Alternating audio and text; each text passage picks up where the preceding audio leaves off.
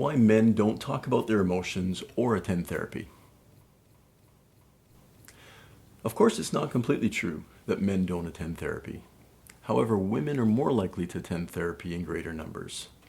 According to Statistics Canada, there are also differences in the types of mental health disorders and addictions reported by men and women. Approximately 6% of women and 4% of men experience a mood disorder during the past year. On the other hand, about 4% of men and 2% of women had a problem related to substance dependence in the same period. Many women complain that their husbands or boyfriends don't communicate how they're feeling. When they ask their partner, "How are you feeling?" the response is something like, "I'm fine," or "I don't know." The general belief appears to be that women talk more about their emotions and enjoy watching chick flicks or soap operas that allow them to relate to the protagonist or vicariously experience the character's feelings. However, I would suggest that most men watch soap operas too, except they call it sports. Think about when you most often publicly see men expressing strong emotions such as joy. He shoots, he scores. Fear, 35 seconds left in the game and the home team's barely holding on to the lead. Oh no, he just took a penalty. Disappointment or sadness. That's it, folks, it's all over. They just couldn't hold on and gave up the winner with 3 seconds left. Anger. Can you believe that cheap hit? He's lucky he didn't break the guy's neck. Sports, like novels and soap operas, allow men to identify and live vicariously through their team.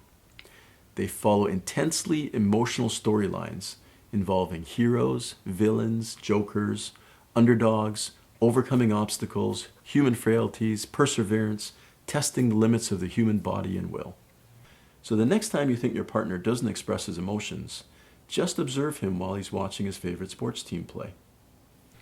But how does this help me if my partner still says, "I don't know," when I ask him how he's feeling? Well, most people don't know how to ask effectively. Here's a tip. When he says, "I don't know," this is what it usually means. He doesn't know. Don't assume the worst. For example, he's just trying to avoid talking about it. He's intentionally trying to make me mad.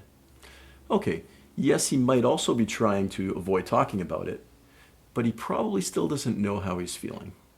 In fact, this is partly why he may avoid talking, so he doesn't feel ignorant, embarrassed, or vulnerable. This is probably why guys don't ask for directions either. Many men who are attending therapy for the first time are afraid that the therapist will ask them, "So, how are you feeling?" and then sit and stare at them for an uncomfortably long time, waiting for a response. This is like someone asking us an impossibly hard astrophysics question, and then sitting and waiting, slowly shining the spotlight on our ignorance.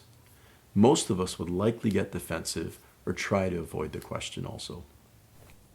In general, it is true that women in our society are better educated in understanding and expressing a wider range of emotions. For example, it's more culturally acceptable for young girls to express sadness, fear, disappointment, or embarrassment. Often young boys are told, "Be a man, suck it up, don't be weak." So why are we surprised when those boys grow up to be emotionally uneducated men?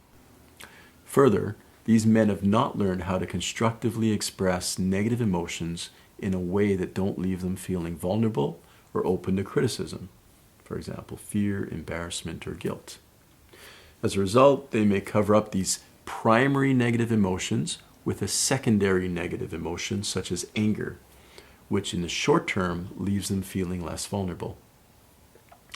So instead of acknowledging the underlying feeling and saying, "I feel embarrassed and afraid," some guys might say, "That situation ticked me off, leave me alone." As a general rule, emotions that are stuffed, repressed, or covered up have greater power over us. Admitting that we're afraid, embarrassed, or sad is usually the first step in reducing its effect on us. The good news is that it is not too late for someone to educate themselves in order to better understand and communicate how they're feeling, and that there are many constructive ways to deal with unpleasant feelings.